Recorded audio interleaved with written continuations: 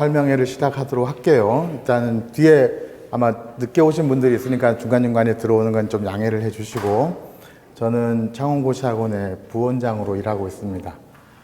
이름은 사실 별로 관심 없으시죠? 제 이름이 아무개인지. 혹시 학원 다니게 되면은 제가 이름을 말씀드릴 거고, 부원장이고요. 학원은 제가 2002년도 월드컵 할 때 첫 취업을 해가지고 지금 올해까지 이제 10년 하고 8년째 일을 하고 있어요.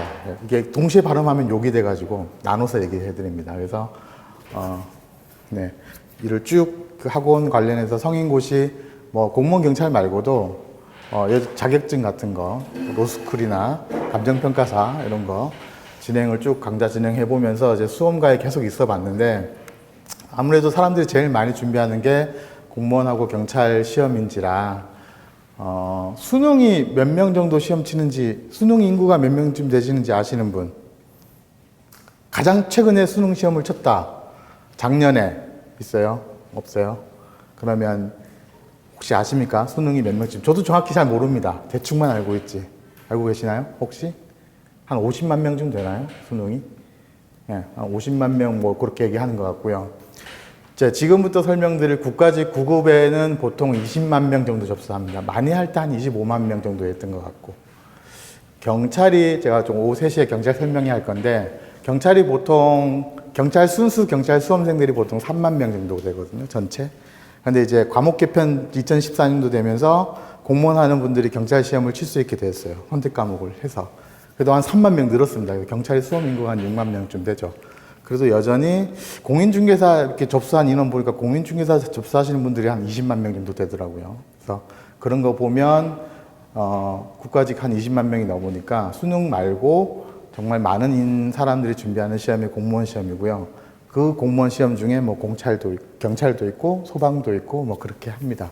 그래서 오늘은 공무원 설명회라고 말씀을 드렸고, 일반적으로 제가 보통 시험과 관련된 안내는 말씀드리고요. 보통 제가 다 진행하는데, 저희 학원에서 강의를 하시는 선생님이 계세요. 이제 고봉기 선생님이라고, 행정법도 강의하시고 경찰, 그리고 공무원의 행정법 하시고 경찰의 경찰학개론도 강의하시는 선생님이 이제 조금 시간이 되셔서 오셨습니다, 서울에서.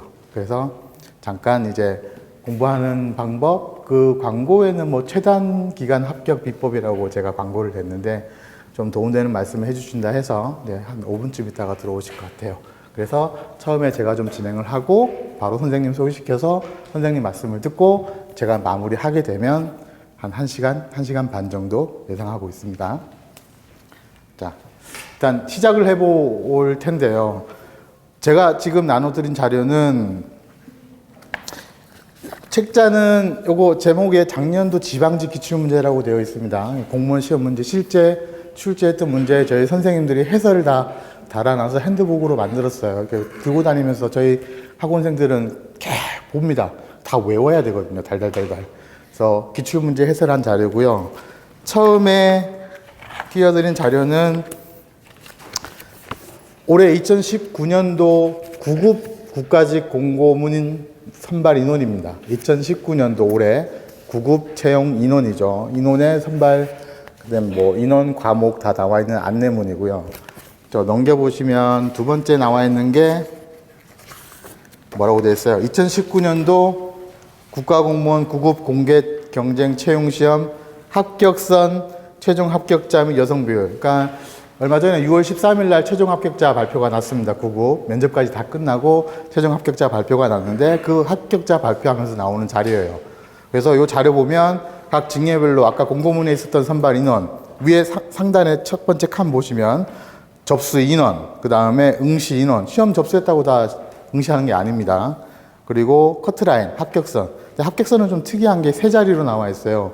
과목 개편하기 전 5과목으로 100문제 100점 만점 칠 때는 다 100점 만점의 평균 점수가 나오는데, 지금은 선택 과목 때문에 조정 점수화 돼서 세 자리로 바뀝니다. 뭐 선택 과목에 100점 정도 받으면 보통 조정 점수화 돼서 70점, 75점 정도 바뀌거든요. 그래서 지금은 총점이 한 450점 정도가 만점 정도 되는 것 같아 보여요. 그래서 그 기준의 합격선이 세 자리로 나오는데, 역시 설명회 진행하면서 제가 설명을 드릴 거고, 필기 합격 인원은 선발 합격 인원보다 조금 더 많습니다. 그죠? 직렬별로 보면 필기 합격 인원을 조금 더 많이 뽑고, 그 다음에 최종 합격 인원을 보면 면접에서 떨어뜨린 인원이 나옵니다. 그죠? 선발 인원만큼 딱딱 뽑는데 한두 명 더 뽑는 경우도 있어요. 그리고 그 중에 여성 인원이 몇 명이냐, 이거 여성 비율이 몇 명이냐인데, 제가 학원 이렇게 쭉 근무해 오면서 여성분이 남자분을 이긴 첫 번째 사례가 51점 몇 %가 그게 처음이었습니다. 그 이후에 지금 방송에 올해 이 합격자 발표 나고 6월 13일 날 대거 기사가 나온 게 여성 합격 비율이 57.4%, 역대 최다라는 기사가 계속 쏟아져 나왔거든요. 그래서 올해 합격생 중에 여성분이 57%나 차지한 거는 처음이기도 한 겁니다. 50% 넘어가는 경우도 잘 없었지만. 그래서 그런 내용이고요. 또 넘겨보시면 제목이 없어요. 이건 요 첫 번째 자료랑 같이 붙어 있는 쌍둥이 같은 자료인데, 제목 뭐 한번 필기하실 거면 적어보세요. 필기시험 성적 분포도입니다. 올해 국가직 9급 아까 봤던 자료에 시험장에 온 사람들 응시 인원인데, 그 응시 인원의 필기시험 성적 분포도를 옛날 100점 방식으로 5점대별로 다 이렇게 숫자를 집어넣었어요. 그러면 시험 친 사람들은 자기는 몇 점대인지 아니까 어디 들어있는지 알죠. 물론 시험 안 친 저희들도 이게 보면 직렬별로 얼마만큼 공부를 열심히 했는지 다 알 수 있습니다. 그래서 그 직렬별 합격선 분석할 때 제가 같이 말씀드릴 자료고요. 세 번째 자료 보시면, 넘겨보시면, 이제 지방직이죠. 경상남도, 여기는 지금 창원이라서 경남 지방직 공고문을 제가 출력해서 드렸고요. 그 다음이 경상남도 합격선입니다. 작년에 2018년도. 올해 경남 지방직, 그러니까 모든 지방직 시험이 지지난주 6월 15일 날 시험을 쳤고요. 이제 7월 25일쯤 되면 필기 합격자 발표를 하게 되는데, 그때 되면 또 합격선이 발표가 나겠죠. 그래서 요거는 작년도 커트라인님에서 또 같이 얘기를 해드릴 거고요. 이렇게 해서 시험을 얘기 드릴 건데, 크게 구분을 지은다면 소속에 따라서 국가직이냐 지방직이냐 이렇게 나뉩니다. 이제 기본적인 수험 정보들은 다 알고 계시고, 제가 보통 9급 중심으로 설명을 하니까 이렇게 가늠을 해주세요. 지방직 먼저 말씀을 드리면 주민등록법상 주소지 따집니다. 현재 주민등록법상 주소지 있는 곳에 접수할 수가 있는 것이죠. 나 부산인데 그럼 부산광역시 지방직이 접수할 수 있습니다. 경상남도 안에 주소지가 있으시면 경상남도 지방직 칠 수 있죠. 지방직 시험이 가끔씩 면접 가면은 대답 못하는 우리 수험생들이 있는데, 지방자치단체 몇 개입니까? 이렇게 물어봅니다. 특히 작년에 선거 있었을 때. 그거 준비 안 하고 갔다가 대답 못하면 또 난감해져. 지방자치단체 몇 개입니까? 아니면 또는 지방직 시험 몇 개죠? 이렇게 물어보거든요. 서울특별시 지방직이고요. 광역시도 지방직이고요. 도 9개. 우리나라의 지방자치단체는 이렇게 구성되어 있고요. 여기에 특별한 친구가 세종특별자치시가 따로 하나 있죠. 이렇게 해서 17개입니다. 그래서 시험을 치는데, 서울특별시 시험이 여태까지는 지방직 시험 치고 그 다음 주 일주일 뒤에 쳤거든요. 근데 올해 같은 날 쳤습니다. 올해. 그냥 모든 지방직이 올해는 다 6월달, 6월 15일날 시험 쳤죠. 좀 바뀌어가고 있는. 그래서 이렇게 치는데, 거주지 제한 말고 3년 합산 요건이란 게 있어요. 예전에는 우리가 태어나면 아버지 본을 따라가는 본적지라는 게, 요즘 친구들 본적지란 말 들어본 적 있어요? 본적지 아십니까? 없죠. 본적지. 옛날 사람들인데.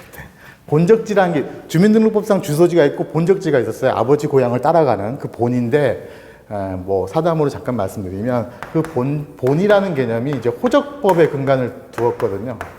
남자의 성을 따라가는 건데, 그게 위헌 판결을 받았습니다. 엄마 성을 받을 수 있죠, 이제. 자식들은 엄마 성 만들 수 있습니다. 위헌 판결 받으면서 이것도 없어졌어요. 그래서 만든 개념이 주민등록법상 등록기준지 이런 게 생겼습니다. 등록기준지. 이게 가족관계법이라는 걸 또 만들었어요. 그래서 호적법이 없어지고 가족관계법을 만들어서 요거 그냥 대체된 개념입니다. 이렇게 만들었죠. 이렇게 해서 이렇게 쓰다가 이것도 좀 이상하게 된 거예요. 뭐가 문제가 있는지 모르겠지만, 그래서 이렇게 본적을 바꾸거나 등록기준지 옮겨가거나 하는 분들이 계셔서 이것도 없애고, 그러면 자기가 태어나서 지금까지 살아왔는데 어떠한 지역에서 주민등록을 하고 3년 이상 살았으면 거기도 칠 수 있게 해줄게.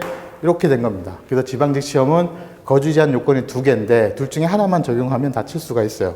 그래서 보통 우리는 태어나서 살아온 곳이 한 곳이 있고 현재 주민등록법상 주소지가 한 곳이 있어서 여기 분리된 분들은 둘 다 시험 접수가 가능하고 이제 경쟁률을 보고 시험 치러 가시면 되는 거죠. 그래서 구분은 이렇게 하고요. 국가직은 정부조직법상 몇 부, 몇 처, 몇 청. 요거는 요즘은 옛날에는 상담할 때 다 외웠는데 정부가 바뀌고 조직법도 바뀌고 요즘 제가 포기했습니다. 근데 공부하시는 분들은 해야 되는 거죠. 어디로 갈지 몰라서 국가직인데 이제 국가직에도 직렬의 종류가 쭉 있으면서 뭐 행정직 있고 세무직 있고 잠깐 거기 이제 앞 페이지 보면 나왔지만 교행, 세무, 관세, 교정, 보호, 검찰 사무, 마약 수사 이게 보통 이제 국가직에서 뽑는 직렬이고요.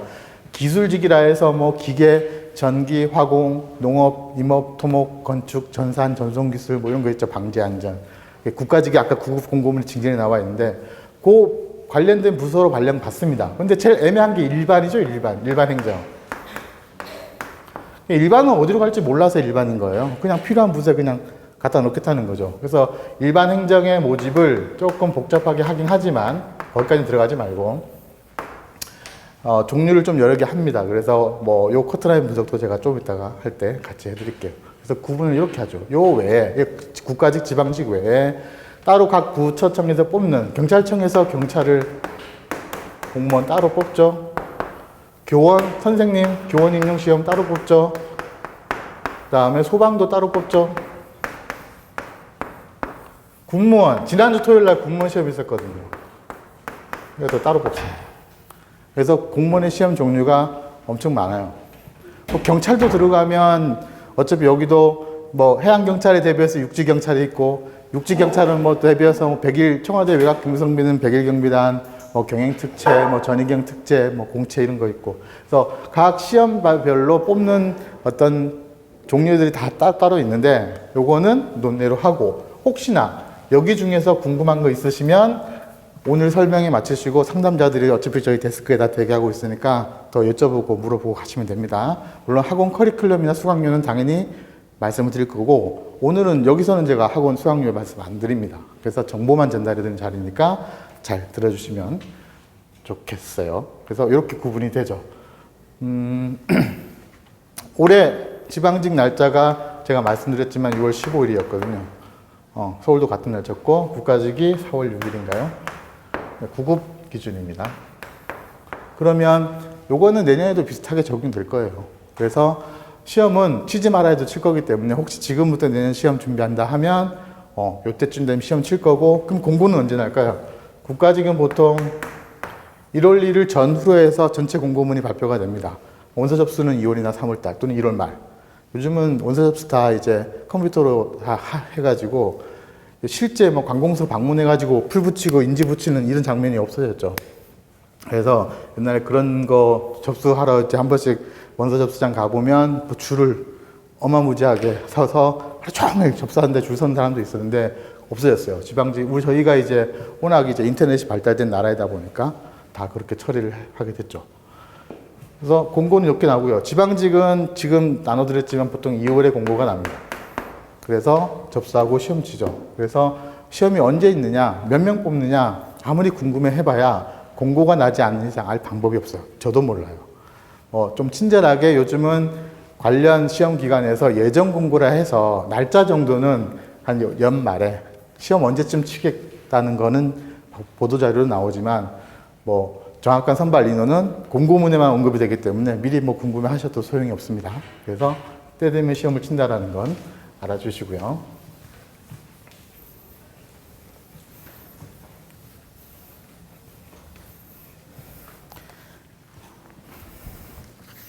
자, 첫 번째 이거 한번 보실까요? 이게 이제 올해 2019년도 국가공무원 9급 선발과 관련한 공고문입니다. 앞에 뭐 5급 있고 7급 있고 요즘 되게 시끄러운 게 과목 관련해서 바뀐다는 7급도 시험 과목이 바뀌고 경찰도 바뀌고 뭐 9급도 바뀐다는 얘기 있고 그래서 좀 어수선하긴 한데 바뀌면 이렇게 공고문에 다 안내를 해 놓습니다. 그럼 만약에 내년도에 바뀌는 사람은 최소한 2년 전이나 올해 다 공고문에 언급이 되죠. 올해 공고문에 언급이 돼 있지 않으면 내년도 올해 상태로 그대로 시험 치러 간다는 얘기예요. 여기 보시면 박스에 그 밑에 보면 뭐 선거행정부터 직업상담 세무관세 한 장 넘겨보면 다른 직렬이 나오는데 통계, 교정, 보호, 검찰, 사무, 마약 수사, 출입국 관리, 철도, 경찰 여기까지 선택 과목이 있습니다.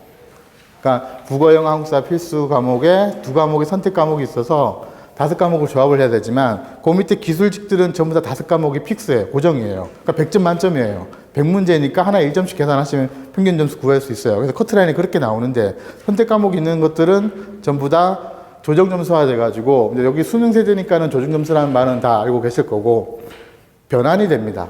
100점 만점을 받으면 20문항이니까 다 맞으면 70점에서 75점 정도로 바뀌어요. 그러면 요 커트라인이 어떻게 형성이 되냐면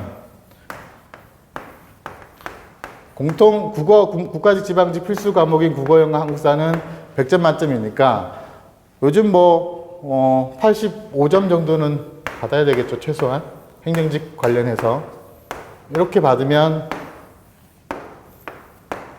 255점이죠. 선택 과목에 85점 정도 받으면 한 60점에서 65점 정도 변환이 됩니다. 그래서 요 두 과목의 점수를 합산시켜 보면 좀 못 받았다 그러면 120점이 나오는 거고 조금 잘 나왔다 그러면 135점이 나오거든요. 그러면 요 점수랑 이렇게 더해 보면 되죠. 그러면 이렇게 받으면 375점이고요. 이렇게 받으면 390점이죠. 이 점수를 들고, 그러니까 평균 85점이 조정 점수가 잘 나오면 390점이고요.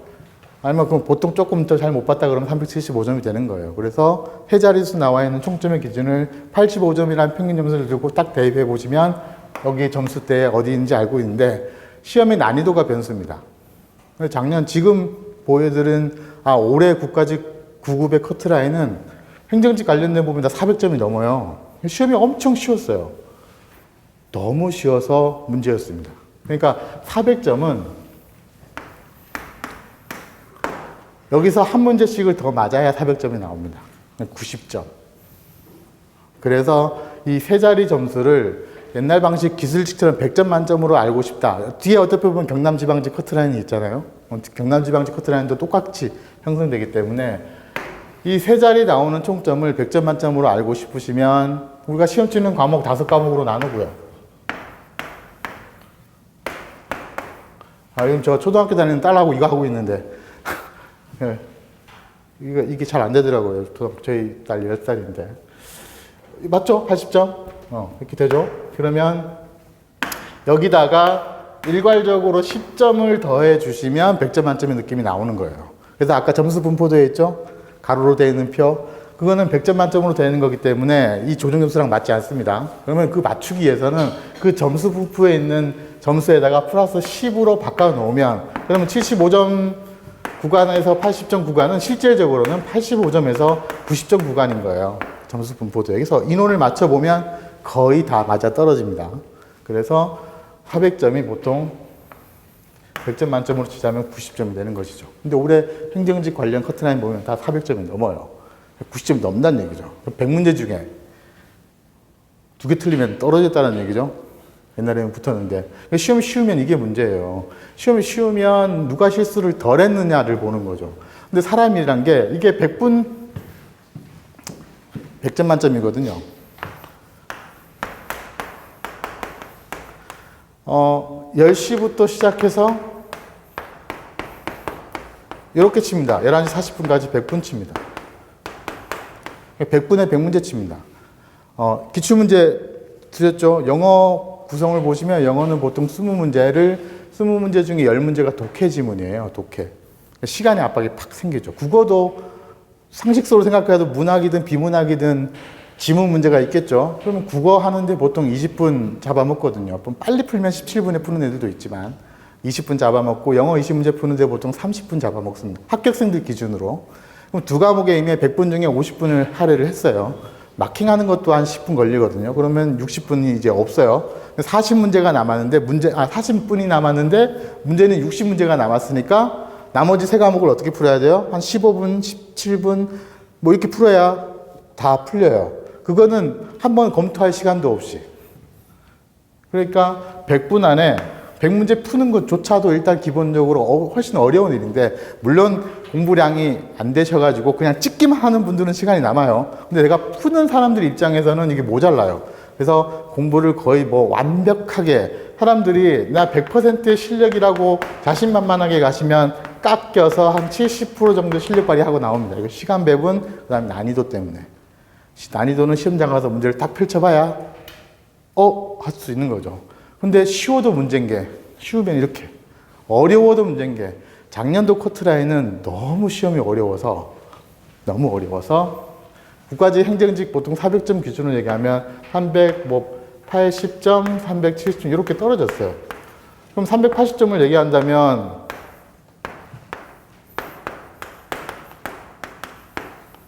30은 6점, 86점쯤 되겠네요. 플러스 10을 하면. 작년 커트라인은 이 정도였거든요. 85점에서 86점. 근데 올해는 90점이 넘잖아요. 그러니까 시험이 난이도에 따라서 시험이 쉬우면 커트라인이 올라가고 시험이 어려우면 떨어집니다. 근데 난이도는 저희들이 모르잖아요. 가서 볼 수밖에 없기 때문에 평상시에 공부하실 때 100문제 100분에 풀었을 때 보통 저희들이 합격권까지 요구하는 게 80점, 85점이거든요. 모의고사 같은 거 칠 때. 시험 딱 치면 한 두세 개나 서너 개 정도 틀릴 정도 되면, 두 개 정도 틀리면 뭐 100% 합격이고요. 한 세 개 정도 틀리면 합격권이고요. 한 네 개 정도 틀릴 실력이면은 마지막까지 정리를 잘해서 합격을 기대하는, 그렇게 분류가 되죠. 여기까지 공부를 얼마만큼 빨리 열심히 해서 올라가느냐. 이게 5과목을 기준으로 얘기한 거지만 3과목을 치는 군무원이나 다른 시험 뭐 소방이나 경찰이나 대부분 다 커트라인이 존재하기 때문에 보통 뭐 커트라인 대부분 다 이 정도예요. 남경도 80점, 여경은 그래도 요즘 여경 많이 뽑아서 85점인데 작년까지만 해도 여경은 90점이었거든요, 커트라인이. 그래서 여경도 되게 힘들었습니다, 커트라인이 높아서. 그래서 웬만큼 공무원 시험은 이 정도. 그러니까 이런 일반직 행정직이 아닌 기술직 쪽으로 커트라인 눈을 돌리면, 기술직은 요 커트라인보다 한 10점에서 많게는 20점, 어떤 거는 46점도 있어요, 커트라인이. 지방직 커트라인 보면, 직렬별로 보면. 그래서 과락만 면하고 붙는다는 말은 그쪽에서 보통 나오는 건데, 내 전공이 기술직 쪽이다. 그죠?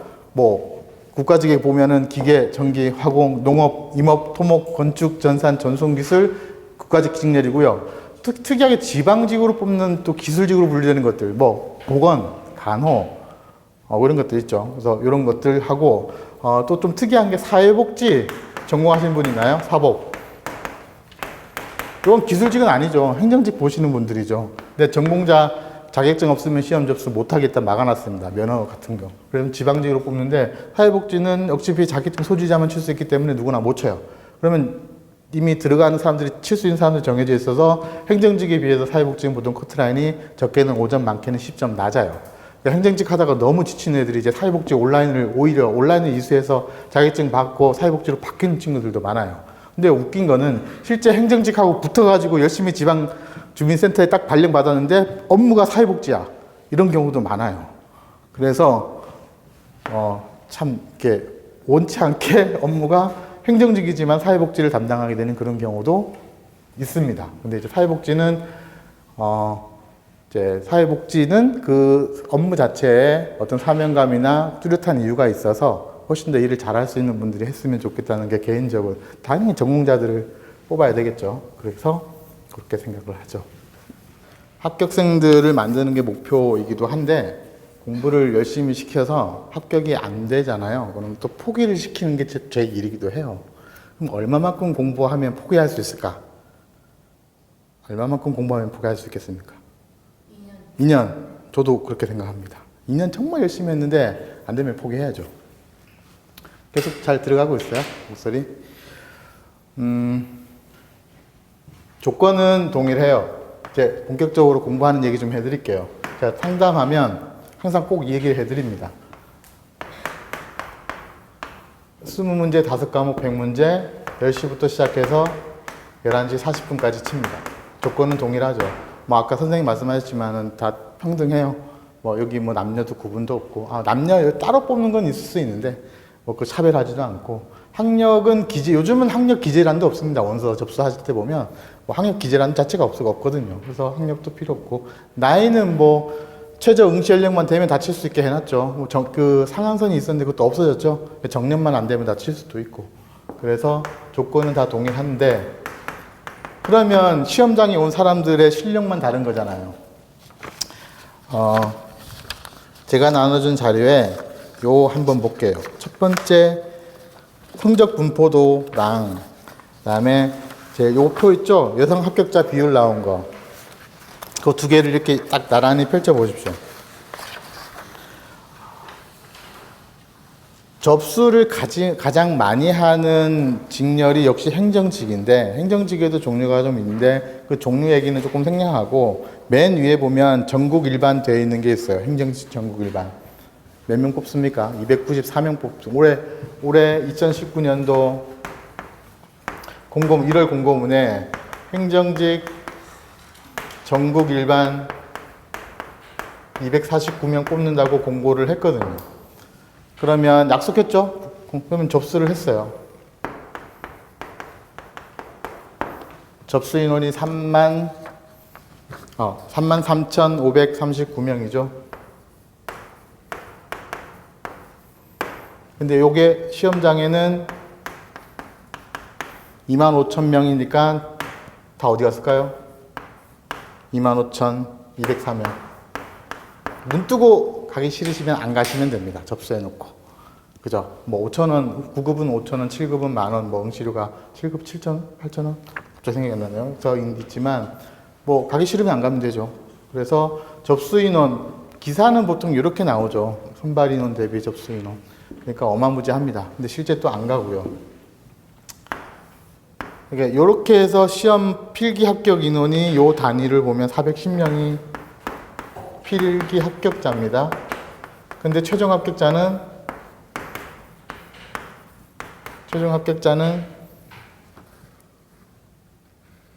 295명이네요. 이렇게. 요 직렬의 커트라인 분석은 제가 대표적으로 이렇게 말씀드리니까 다른 직렬은 저랑 같은 방법으로 분석해 보시면 되는데, 그럼 요걸 가지고 성적 분포도에 맨 첫 번째 칸 행정직 전국 일반이라는 인원을 보십시오. 25,204명. 25,204명의 성적 분포도를 보시면 맨 뒤에 뭐가 있냐면 과락자 있는 숫자가 나옵니다. 과락자. 비고, 과락자. 과락은 몇 점? 윤진 씨 맞죠? 아니에요? 성함이 윤진 씨 아닌가? 제가 예전에 상담했던 분 이름이 윤진 씨. 아까부터 저분이 윤진 씨인가? 죄송합니다. 과락은 몇 점일까요? 빵점? 과락은 전부 다 빵점 됩니다. 빵점. 과락 빵점인데 몇 점 이상 못 받으면 과락이에요? 몇 점 이상 못 받으면 과락이죠? 50점? 50점 아닙니다. 몇 점? 네? 40점. 네. 그러니까 한 과목도 20문제 중에 8개를 맞추지 못하면 40점까지는 과락이 아니에요. 40점이 안 되면, 그러니까 7개까지 도정 점수로도 안 되면 0점이에요. 몇 명입니까? 과락자가 14,236명이에요. 14,236명이에요. 시험장에 온 사람의 14,000. 근데 불행히도 저랑 학원 생활을 1년 정도 했지만 과락을 받아오시는 분이 있습니다. 공부 열심히 한 거 저도 알고 있는데, 제대로 열심히 잘 안 한 것도 제가 알고 있는데, 어쨌든 1년 했는 게 중요한 게 아니죠. 공부를 어떻게 잘하느냐가 중요하죠. 생각보다 과락 많고요. 점수 분포도에 보시면 제가 아까 얘기했듯이 이 분포도는 절대 점수 100점 만점으로 나오는 거기 때문에 실제 조정 점수하고 맞추려면 여기 커트라인이 407.37인데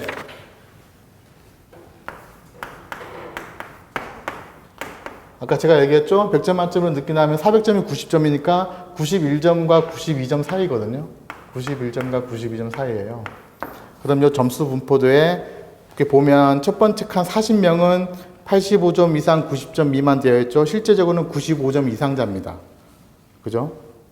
그러면 밑에 80점 이상 85점이 90점은 넘고 95점이 안 되신 분들이죠. 672명. 보이십니까? 그래서 90점은 넘고 95점이 안 되신 분들이 672명이에요. 95점 이상자가 40명이에요. 그러면 85점에서 90점까지 1417명이에요.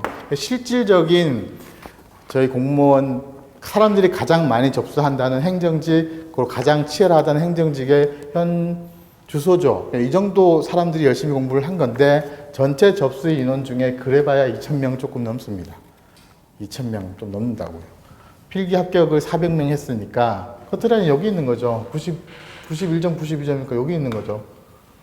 그러면 여기 있는 분들 중에 아깝게 떨어져 온 분들 계시고, 그러면 그게 있어요. 410명이 합격자니까 모자른 사람이 370명이네요. 여기 인해서 370명 뺀 나머지 분들은 한두 문제로 떨어진 거예요. 열심히 공부했지만 성적 순으로 매겨서. 근데 이분들은 국가직은 안 됐지만 지방직에 붙습니다. 그렇죠. 실력이 되신 분들이니까. 여기 계신 분들도 실력 되는 분들이죠.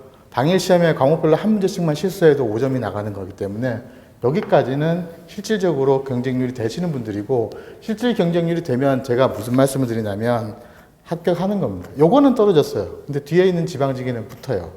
실제 붙고요. 그 다음에 뭐 군무원이라고 이어지는 행정직 계속 치는 분들은 군무원도 붙고, 정말 이제 거기는 제가 운이 좀 좋다는 표현을 하는데, 운이 좀 따르면 세 개 다도 붙습니다. 3관왕. 국가직, 지방직, 서울. 어차피 공부하는 게 내용이 같기 때문에 실력이 되면 다 붙을 수 있죠. 그럼 자기가 원하는 듯 가시면 되는데, 여기까지 올라가는 게 본인들이, 여러분들이 해 주셔야 될 거거든요. 합격자만 볼 게 아니라 내가 정말 공부를 해가지고 합격권까지 올라가느냐를 테스트해야 되는데, 그거는 내가 공부해가지고 테스트 시험 쳐보면은 알고 있거든요. 부작위 20문제 중에 17개 맞는 게 85점인데, 그거는 모의고사를 쳐봐도, 뭐 전국 모의고사를 쳐도 개별적으로 100문제 100번 풀어봐도 나오는 겁니다. 무작위 20문제 중에 17개 맞추는 실력이죠. 그 정도는 공부를 해주시면 되는데, 그러면 2,000명 좀 넘는 인원에 410명 붙었으니까 실질적으로는 이거밖에 안 되는 거예요. 여기 들어가시면 합격합니다. 이거는 떨어질 수 있어요.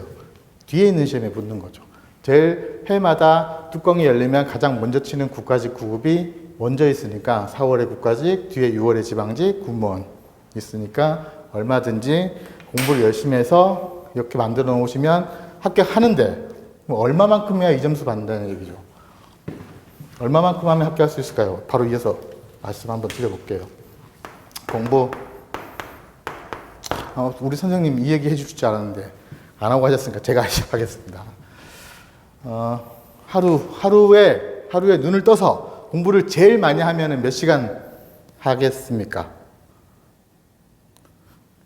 우리 운전직 하시는 분 하루에 공부하시려면 몇 시간 하시겠습니까? 눈 뜨고 잠잘 때까지 한 8시간. 네, 8시간. 8시간도 많이 할 수 있죠. 공부 몇 시간, 제일 많이 해볼 시간 공부 몇 시간이에요? 태어나서. 1시간은 곤란한데. 네, 그죠. 보통은 수험생들 하루를 보면 아침에 일어나서 4시간, 점심 전까지 4시간 공부하고요. 오후에 4시간 공부하고 저녁에 한 4시간 공부하고 이렇게 공부하죠. 네. 그러면 이제 보통 열심히 한다고 얘기합니다. 뭐 숫자의 12시간보다 그냥 하루 종일 공부하면 이 정도 공부를 하거든요.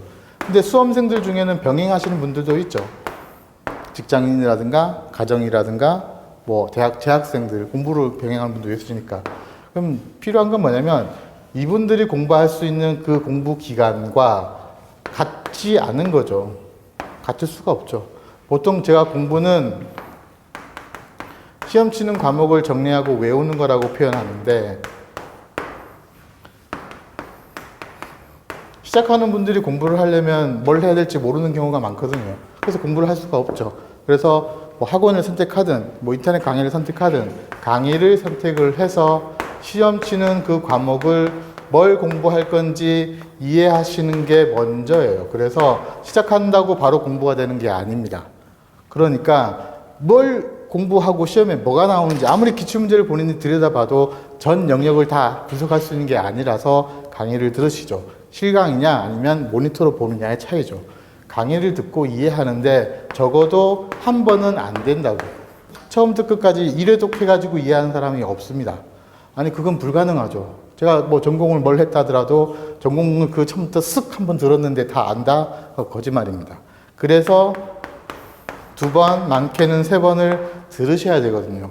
시작하는 사람들이 난 공부하고 싶은데 공부를 하고 싶으면 적어도 기본이란 걸 만들 때까지 이 과정이 없이 넘어오시는 분들이 없는 거예요. 근데 이 과정이 좀 탄탄하지가 않고 한번 쓱 들었어요. 열심히 공부했어요. 그래서 과락받는 겁니다.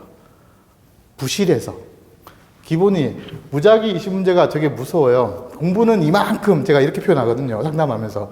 과목별로 국어 이만큼 공부하라고 해놨는데 시험 문제는 새끼 손톱만큼 흩어져서 나오거든요. 한국사를 비교해서 얘기하면 옛날 방식이 한 10년 전 한국사는 선사시대 지문 줘놓고 다음 중 옳은 것은, 다음 중 틀린 것은 이렇게 선사시대만 알면 풀 수 있었어요. 근데 요즘은 그냥 시대 구분이 없이 그냥 지문이 다음 중 틀린 것은. 그러면 1번부터 4개, 보기 4개가 뒤죽박죽이에요. 정치사도 물어보고 인물도 물어보고 문화사도 물어보고 그러니까 보기 4개가 뒤죽박죽이에요. 근데 20문제도 뒤죽박죽이에요. 그러니까 공부하는 범위에 비해서 문항수도 적게 나오고 다 엉망진창 나오는데 어느 정도 한 번 수업 듣고 본인들이 열심히 공부하려고 하니까 지치기도 하거나 과락도 받죠. 그래서 시작할 때 저 노베이스인데 얼마나 공부해야 돼요? 카페 가보면 정말 많이 물어보죠. 베이스가 없는데 얼마만큼 해야 돼요? 그 베이스를 일단 만들고 얘기합시다. 제가 얘기하죠. 베이스를 만들고. 그럼 베이스는 뭐냐? 혼자서 책을 보면 이해할 정도. 그러면 알아먹으면 책을 보면 무슨 말인지 알면 이해된 겁니다. 그래서 이해가 되어야 공부를 할 수 있는 것이지 이게 안 되면 공부도 안 되는 거거든요. 그래서 시작하는 분들이 베이스 만드는데 이 시간을 가장 빨리 줄이는 게 전체 수험 기간을 줄이는 거고 학원으로 얘기하면 저희는 2달에 한 번씩 진도 떼주니까 2번 4개월, 3번 6개월. 그러니까 4개월, 6개월이면 혼자서 공부할 수 있게끔 다 만들어 드립니다. 어디서든 집이든 학원이든 독서실이든 혼자서 공부할 수 있게끔. 이제 외워야 되잖아요. 문제 풀고. 정리하고 암기해야 되는데 절대적으로 문제를 무지하게 풀어봐야 되거든요. 거의 뭐 지문 읽고 보게 4개를 딱 봤어요. 그러면 답이 체크가 돼야 되니까. 거의 문제 푸는 기계가 돼야 됩니다. 학문을 공부하고 본인이 그 시험을 열심히 공부해서 시험 딱 치고 그게 기억이 남을 그런 공부 아니거든요. 시험 딱 치고 돌아서면 전부 다 사라지는 공부이기 때문에 어차피 우리는 시험 답만 찍어내면 되거든요. 이게 너무 비굴하게 얘기하는지 모르겠지만 문제 푸는 기계가 돼서 문제 보고 보기 봤을 때 답만 나오면 돼요. 합격생들한테도 제가 물어봐요. 이거 좀 설명해봐라. 못한대. 어떻게 답을 알았는데 그냥 그게 답인 것 같대요. 그러면 되는 것이죠. 너무 많이 봐서 이게 답인 것 같다. 그래서 문제 풀고 외우고 정리하고 반복인데 12시간 기준으로 제가 옆에서 보면 6개월에서 8개월 정도 하면은 나옵니다. 제가 해드리고 싶은 말씀이 실질적으로 이거예요. 2년 아니고요. 공부하는 양만 바꿔서는 여기 6개월, 여기 6개월 하면 1년이거든요. 근데 이제 우리 시험이 4월에 있다 보니까 애매한 거예요.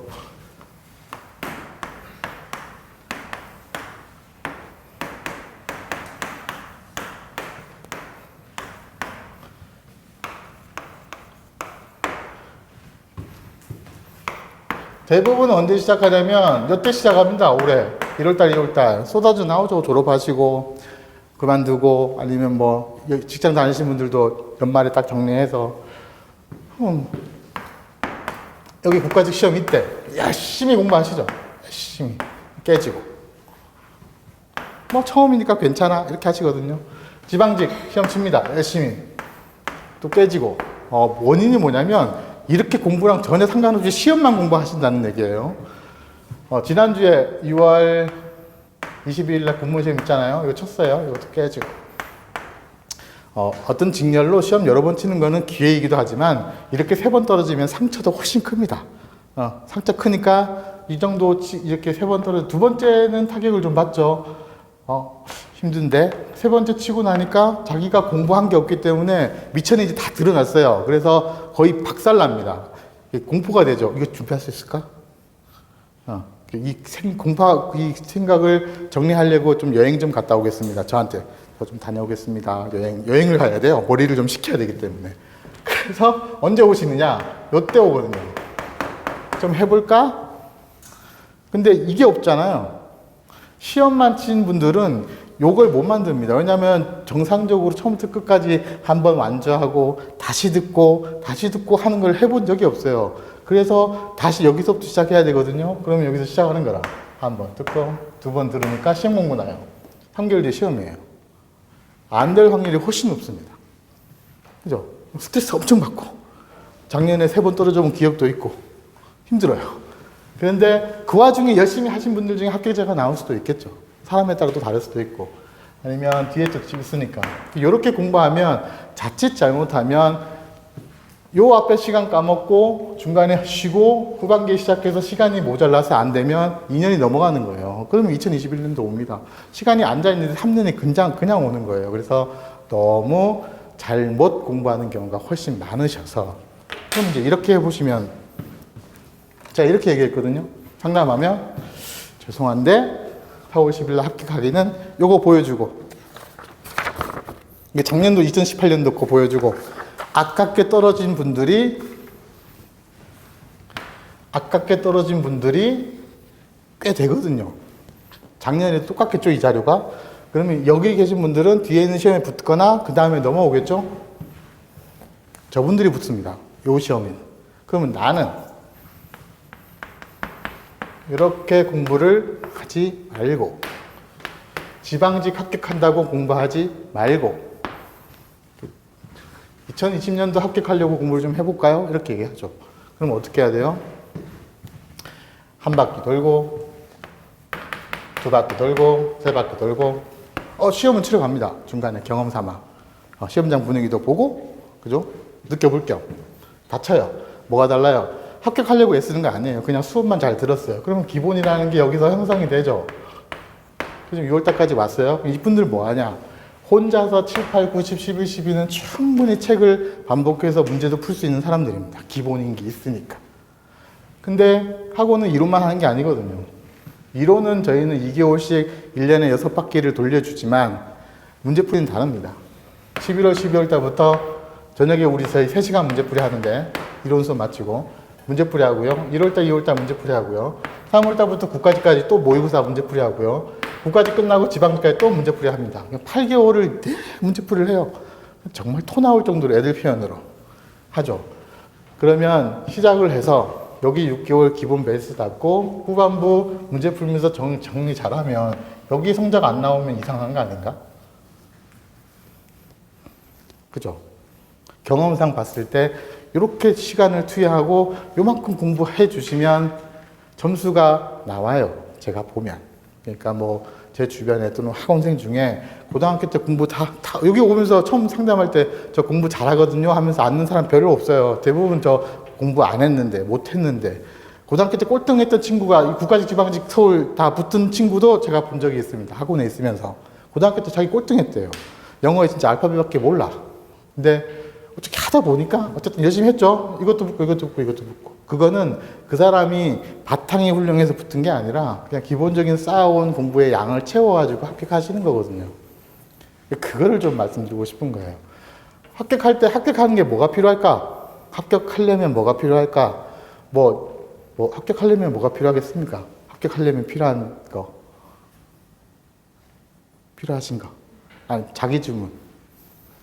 공무원 시험에 합격하려면 뭐가 필요하다? 끈기. 맞습니다. 끈기 있죠. 어머님은 뭐가 필요할 것 같아요? 합격하려면.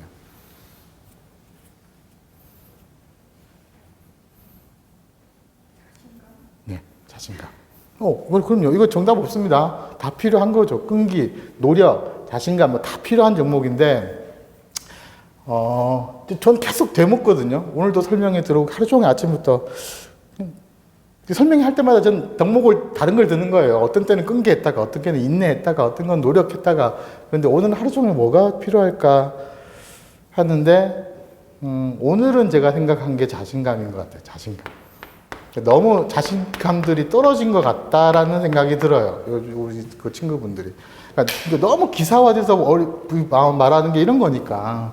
수백 대 1의 경쟁률에 90점의 커트라인을 이것만 하면 내가 될 수 있을까라는 게 주눅이 막 들거든요. 안 그래도 생활이 좀 어렵고 스트레스도 받고 그런 심리적으로 위축이 돼 있는 상태인데 자꾸 그런 기사들이 쏟아지니까 자신감들이 많이 결여되어 있는데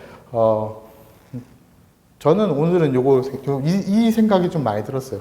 자신감을 좀 나는 합격한다라는 거예요. 쉽게 얘기하면 내가 열심히 공부해서 물론 자신감을 가지려면 자신감이 이렇게 탁 생깁니까? 아닙니다. 노력이 받쳐줘야 되겠죠. 끈기나 인내나 노력이 받쳐주고 점수가 받쳐줘야 자신감이 생기는 거지 그냥 자신감이 탁 생기는 건 아니고요. 이제 필기 합격하면 저는 오늘 설명회 자리니까는 이것만 얘기하는 거지만 면접에 들어가면 요 분들 계시잖아요. 필기 합격자, 최합격 엄청 많이 떨어지거든요. 이분들 엄청나게 많은 면접 준비를 하셔야 되고 해야 되거든요. 이때 정말 필요한 게 자신감인데 그죠? 똑같은 말을 하더라도 공무원이 앉혀놓고 자기소개 해보세요. 우물쭈물. 이름은 뭡니까? 이름도 내 이름이 뭔지도 잘 모르겠고 본인 소개 한번 해볼래요? 잘 얘기해줄지도 모르겠고 물론 연습 많이 해요. 근데 자신감 되게 중요하거든요. 근데 그때 그 자신감도 노력이라든가 반복된 훈련 없이 말하기 연습 없이 내용 정리 없이 안 생깁니다. 근데 필기 합격은 자신감은 이러이러한 과정을 겪어오면 생기신다고요. 그래서 너무 두려워하지 않았으면 좋겠어요. 좋은 직업입니다. 선생님이 너무 권력적인 측면만 부각해서 뭐 그렇게 힘이 있는 직업이라고 얘기하지만 요즘은 좀 바뀌었어요. 공무원은 봉사하시는 분들입니다. 국민에 대한 봉사자예요. 그래서 면접에서 그걸 많이 주문합니다. 공직 가치에 봉사 많이 주문하는데 가셔서 대한민국이 좋은 나라로 만들려면 각 부처에 있는 공무원에 있는 분들이 조금 서비스적 측면이 좀 더 강해졌고 좀 잘했으면 좋겠어요. 좀 친절하신 분이 됐으면 좋겠어요. 근데 그거는 직업이니까 뭐 어떻게 하시든지 간에 그때 알아서 마음대로 하시고 합격하기까지는 이 정도 이전 과정을 겪으면 누구나 올라갈 수 있는 거기 때문에 너무 겁내하지도 말고 그죠? 본인 스스로 본인도 칭찬해주고 합격할 수 있다고 생각하고 나머지는 아까 얘기했어요. 중요한 건 엉덩이라고 얘기하잖아요. 그냥 엉덩이 앉아서 공부하는 걸 쌓아놓는 겁니다. 시간을 쌓아놓으시면 합격할 수 있다는 말씀을 드리고 싶어요. 그래서 힘을 내시고 힘을 내시고 저도 힘을 내고 합격생들이 나오면 기분 좋죠. 기분 좋은데 시험 끝나면 저는 되려 이제 학원에 안 오는 애들이 눈에 밟혀가지고 되게 마음이 안쓰럽거든요. 전화 돌립니다. 뭐 하냐? 여행 갔다 올게요. 마실 갔다 올게요.